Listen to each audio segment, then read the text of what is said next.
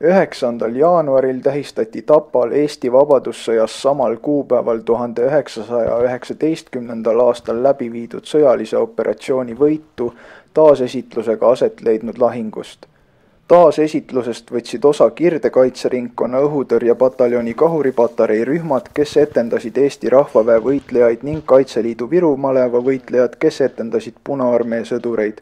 Soomusrongide suurtükitule imitatsiooni korraldas Kirdekaitseringkonna pioneeripataljoni kaaderkoosseis.